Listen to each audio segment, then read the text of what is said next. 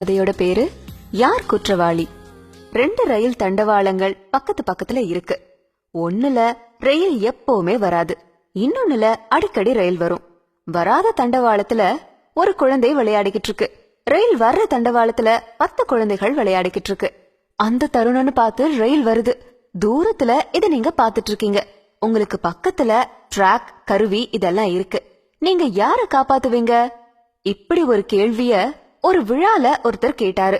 பிராக்டிகலா பதில் சொல்லணும். நம்மளா சூப்பர்மேன் கிடையாது. உண்மையா நாம என்ன செய்வோம்? ஒரு குழந்தை விளையாடுற இடத்துக்கு தானே ட்ராக்க மாத்தி விடுவோம். ஏன்னா 10 குழந்தைகள் காப்பாத்தப்படணுமே அப்படின்னு சொன்னாரு. உண்மைதான்னு கேட்டுட்டு இருந்தவங்களும் சொன்னாங்க.